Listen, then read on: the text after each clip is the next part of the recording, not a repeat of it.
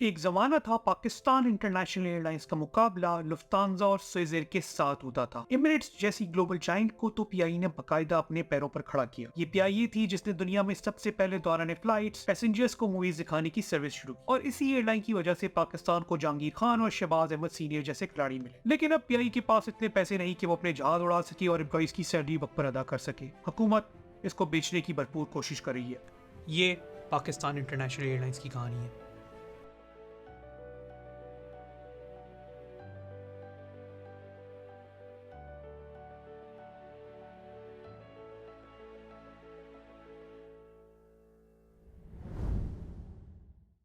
मुझे अंदाजा है पीआई पे बहुत कुछ लिखा जा चुका है। पीआई पे बहुत सारे वीडियोस बन चुके हैं। पीआई के इन हालात का जिम्मेदार कभी पीआई की एम्प्लॉइज और उनकी यूनियन, तो कभी करप्शन और सियासी मुदाखलत को ठहराया गया है। लेकिन मेरा ये वीडियो इन फाइनेंशियल स्टेटमेंट्स और डॉक्यूमेंट्स पर बेस्ड है और अगर आप इनका मुताला करें तो आप भी ये पूछने पर मजबूर हो जाएंगे, क्या पीआई का मकसद कभी पैसे बनाना था? मोहम्मद अली जिन्ना और उनकी मुस्लिम लीग को पाकिस्तान का वजूद एक हकीकत बनता नजर आ रहा था, लेकिन बड़े सगीर के मुसलमानों के पास इतने कारखाने और कंपनीज नहीं थे कि वो एक नए मुल्क की जरूरतों को पूरा कर सके। दूसरी तरफ इंडियन बिजनेसमैन जे.आर.डी. टाटा और घनश्याम दास बिरला एक के बाद एक नया कारोबार खड़ा कर रहे थे। टाटा एयरलाइंस तो पिछले 10 साल से ऑपरेट कर रही थी। जिन्ना ने दो मशहूर मुसलमान बिजनेसमैन मिर्जा अबुल हसन इस्फहानी और आदमजी हाजी दाऊद से रुजू किया। पाकिस्तान को एक एयरलाइन की जरूरत होगी जो वेस्ट पाकिस्तान को ईस्ट पाकिस्तान से कनेक्ट कर सके, दुश्मन इंडियन टेरिटरी के ऊपर से। आदमजी और इस्फहानी ने कहीं से कर कुरा के 1 करोड़ रुपए इकट्ठे किए और ओरिएंट एयरवेज के नाम से एक प्राइवेट एयरलाइन रजिस्टर की। इस एयरलाइन का पहला शेयर जिन्ना ने खुद खरीदा, यानी आज जिस एयरलाइन को बेचने की बात हो रही है उसके पहले शेयर होल्डर मोहम्मद अली जिन्ना खुद थे। पाकिस्तान की आजादी के साल 1947 में ओरिएंट एयरवेज ने डगलस कमर्शियल 3 जहाज के साथ फ्लाइट्स बकायदा ऑपरेट करना शुरू की। 1955 में इसको नेशनलाइज करके पीआईए में तब्दील कर दिया गया। शुरू के सालों में बहुत तेजी से पैसेंजर्स और रेवेन्यू में इजाफा हुआ। इसकी वजह थी ईस्ट और वेस्ट पाकिस्तान के दरमियान पैसेंजर और कार्गो ट्रैफिक। एक तरफ पान के पत्ते ईस्ट पाकिस्तान से वेस्ट पाकिस्तान लाकर फरोख्त किए जाते, तो दूसरी तरफ मशीनरी और केमिकल्स कराची से ढाका भेजी जाती। 1960 की दिहाई में पीआईए ने अपने बैनुल अक़वामी नेटवर्क को बहुत तेजी से एक्सपेंड किया। न्यूयॉर्क, कायरो और दमाम की फ्लाइट शुरू की। 1963 में 5 लाख लोग पीआईए पर सफर कर रहे थे। 1970 में यह जंग 14 लाख से ज्यादा पैसेंजर्स तक जा पहुंचा। पीआईए मुस्तकबिल के बारे में इतनी पुरुमीद थी कि उसने बोइंग का 747 जंबो, जो उस वक्त का सबसे जदीद जहाज था, खरीदने की तैयारियां शुरू कर दी। लेकिन फिर कुछ ही दिनों में पीआईए का आधा बिजनेस जैसे हवा में उड़ गया। 1971 की जंग में ईस्ट पाकिस्तान अलग होकर बांग्लादेश बन गया। 140 रोज की फ्लाइट के साथ बांग्लादेश का कैपिटल ढाका उस वक्त पाकिस्तान का सबसे मसरूफ एयरपोर्ट। पीआईए की आधी से ज्यादा आमदनी इंटरविंग ट्रैफिक से होती थी, ईस्ट और वेस्ट पाकिस्तान के दरमियान फ्लाइट से। एयरलाइन बिजनेस में जहाजों को ज्यादा से ज्यादा हवा में रखना जरूरी होता है। ये जहाज लीज पर लिए जाते हैं और इन पर इंटरेस्ट और इंश्योरेंस फॉरेन करेंसी में अदा की जाती है, चाहे जहाज उड़े ना उड़े। 1971 की जंग के बाद पीआईए के तकरीबन सारे जहाज जमीन पर खड़े थे और एयरलाइन को बहुत नुकसान हो रहा था। हजारों एम्प्लॉइज की नौकरी अब खतरे में थी। एयरलाइन को बचाने की जिम्मेदारी चेयरमैन रफीक सहगल के कंधों पर रखी गई। बजाय इसके कि पीआईए हुकूमत से मदद मांगती, उसने अपनी मदद आप कुछ करने का फैसला किया। अगले चंद महीनों में जो हुआ वो एविएशन इंडस्ट्री की तारीख में सर्वाइवल और इम्प्रोवाइजेशन की एक मिसाल है। जहाजों को इस्तेमाल में रखने के लिए पीआईए ने अपने 5 बोइंग 707 को फॉरेन ब्रिटिश कैलेडोनियन और फॉर्मर यूगोस्लाविया की एयरलाइन जेएटी को लीज पर दे दिया। इजाफी पायलट्स और कैबिन क्रू को फारिग बैठने के बजाय लिबियन, अरब और ईस्ट अफ्रीकन एयरवेज को किराए पर दे दिया और अपने कार्गो प्लेन्स अल्जीरिया के रूट पर लगा दिए। इन इकदामात ने पीआईए को एक यकीनी बैंकरप्सी से बचाया। ये एफर्ट इतनी काबिल तारीफ थी कि फ्लाइट मैगजीन के मेक इशू में साफी मरे बेले ने लिखा, एक ऐसे मुल्क की एयरलाइन जो 6 माह कबल 2 हिस्सों में तकसीम हो गया था। पीआईए तारीफ की मुस्तहिक है जिस रफ्तार से उसने हकायक का सामना किया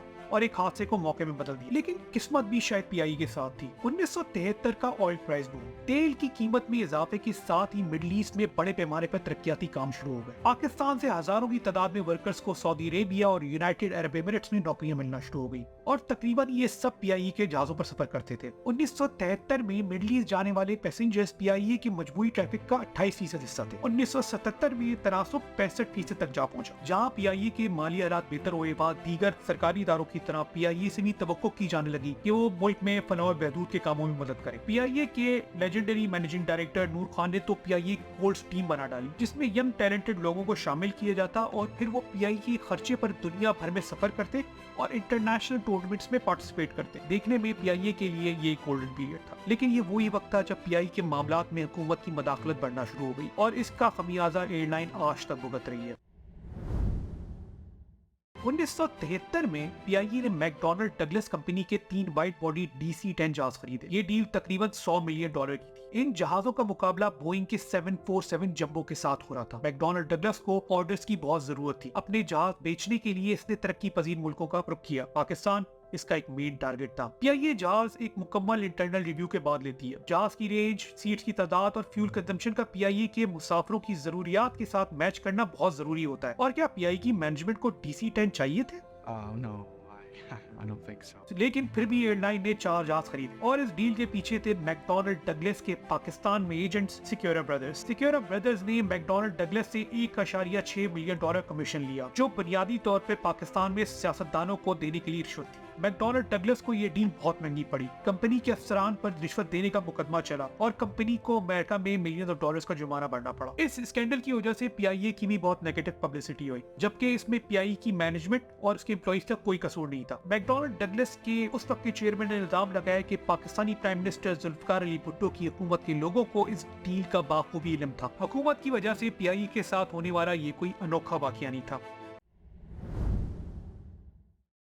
पीआईए का एक बहुत बड़ा अलमिया ये रहा है कि इसके बहुत सारे जरूरी फैसले हुकूमत ने किए, जहाँ सियासी और सफारती वजूहात की वजह से पीआईए को नॉन कमर्शियल इकदाम लेने पर मजबूर किया जाता। 1966 में पीआईए ने ब्रिटिश कंपनी हॉकर सिडले के ट्राइडेंट जहाज अपने फ्लीट में शामिल किए। मैनेजमेंट इस फैसले के खिलाफ थी। एयरलाइन को तो बोइंग 727 जेट्स लेने थे, लेकिन पाकिस्तान की हुकूमत की तरजीहात कुछ और थी। उस वक्त पाकिस्तान और चाइना के ताल्लुकात को लेकर अमेरिका बहुत खफा था। पाकिस्तानी हुकूमत को खदशा था कि कहीं अमेरिका बोइंग जहाज के स्पेयर पार्ट्स की सप्लाई को ब्लॉक न कर दे। ऐसी और कई मिसालें हैं। इसी तरह 1976 में हुकूमत के दबाव में आकर पीआईए ने फ्रांसीसी कंपनी एयरबस के 300 वेरिएंट वाले जहाज बुक किए। यहाँ पर भी नेशनल इंटरेस्ट को कमर्शियल इंटरेस्ट पर तरजीह दी गई, क्योंकि उस वक्त पाकिस्तान फ्रांस से न्यूक्लियर रिएक्टर्स खरीदना चाहता था। पीआईए की एयरबस के साथ ये डील उस पूरे मामले का एक हिस्सा थी। इन जहाज की डील्स के अलावा भी रियासत ने पीआईए से ऐसे और काम करवाए जिनमें मुनाफा बिल्कुल नहीं होता था, जैसे कि ईस्ट पाकिस्तान में दुनिया की सबसे बड़ी कमर्शियल हेलीकॉप्टर सर्विस को चलाना, या स्कर्दू और गवादा की फ्लाइट्स जो पैसे नहीं बनाती लेकिन फिर भी पीआईए ऑपरेट करती है दूर दराज इलाकों को बाकी मुल्क के साथ कनेक्ट करने के लिए। मजे की बात यह है कि इन सब मामलात के बावजूद पीआईए के माली हालात कभी इतने बुरे नहीं थे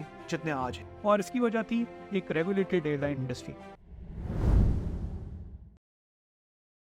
1980 की दहाई के आखिर तक फॉरेन एयरलाइंस में बस नाम का कंपटीशन हुआ करता था। एयरलाइंस की एसोसिएशन आयाटा का एक बहुत बड़ा काम इस बात को यकीनी बनाना था कि एक एयरलाइन टिकट की प्राइस गिराकर दूसरी का मार्केट शेयर ना ले ले। हफ्ते की कितनी फ्लाइट्स चलेंगी, कितना सीट वाला जहाज ऑपरेट होगा और दोनों एयरलाइंस टिकट्स कितनी कीमत पर बेचेंगे। एयरलाइंस की अपनी मार्केट्स पर पूरी मोनोपोली होती थी। आपको ये जानकर शायद हैरानी होगी कि 1963 में जब पीआईए ने दौरान फ्लाइट्स पैसेंजर्स को मूवीज दिखाने की सर्विस शुरू की, तो अमेरिकन और यूरोपियन एयरलाइंस ने पीआईए पर अनफेयर कॉम्पिटिशन का इल्जाम तक लगाया। उसी साल पीआईए पर अमेरिका के सिविल एरोनॉटिक्स बोर्ड ने जुर्माना लगाया, इस बिना पर कि पीआईए ने न्यूयॉर्क की फ्लाइट्स के टिकट सस्ते बेचे थे। और फिर वही हुआ जो हमेशा होता है, अमेरिका। 1978 में अमेरिका ने अपनी एयरलाइंस को डीरेगुलेट करना शुरू कर दिया। जहां पहले दो मुल्कों की एयरलाइंस एयर टिकट की प्राइस का तयन मुज़ाकरात के साथ करते थे, वहां अब एयरलाइंस ने कीमतें गिराकर एक दूसरे की मार्केट पर कब्जा करना शुरू कर दिया। डीरेगुलेशन ने आहिस्ता आहिस्ता पीआईए की तरह सरकारी एयरलाइंस की मोनोपोली को कमजोर करना शुरू कर दिया, और ये वही वक्त था जब प्राइवेट एयरलाइंस सामने आने लगी। 1990 के बाद से पीआईए का बैनुल अक़वामी मुसाफिरों की मार्केट में शेयर कम होने लगा, यानी अब पैसेंजर्स दूसरी एयरलाइंस पर सफर ज्यादा कर रहे थे। बहुत सालों तक पीआईए ने फॉरेन एयरलाइंस को नॉर्दर्न एयरपोर्ट्स यानी इस्लामाबाद, लाहौर, पेशावर से फ्लाइट्स ऑपरेट करने की इजाजत नहीं दी। ये रीजन्स पीआईए के इंटरनेशनल ट्रैफिक का मरकज थे। लिबरलाइजेशन, जिसे ओपन स्काईज पॉलिसी भी कहते हैं, इसके आने के बाद फॉरेन एयरलाइंस ने पाकिस्तान के नॉर्दर्न इलाकों से पैसेंजर्स अपने हब पर ले जाना शुरू कर दिया, और वहां से फिर और मुल्कों में।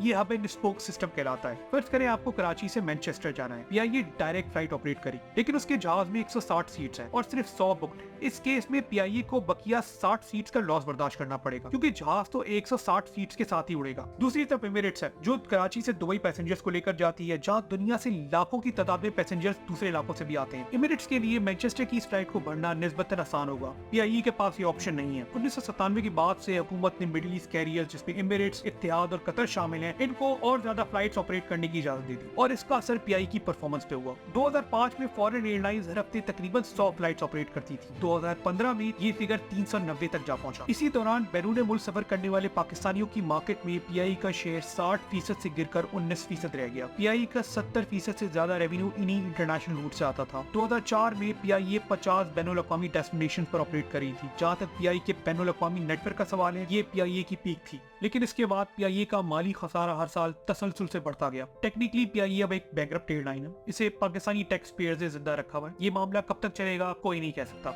लेकिन पीआई की तारीख अगर मुताला किया जाए, इन फाइनेंशियल स्टेटमेंट को देखा जाए, तो एक सवाल जरूर बनता है, क्या प्राइवेटाइजेशन पीआई के हालात बदल सकती है? क्या एक प्राइवेट पीआईए एमिरेट्स, कतर और इत्तेहाद का मुकाबला कर सकेगी? और एक सबसे बड़ा सवाल ये, क्या एक प्राइवेट पीआईए गवादर और स्कर्दू की फ्लाइट्स ऑपरेट करेगी जहां पर कोई मुनाफा नहीं है, जहां आज भी कोई प्राइवेट एयरलाइंस जाने को तैयार नहीं है? ये वीडियो देखने का शुक्रिया।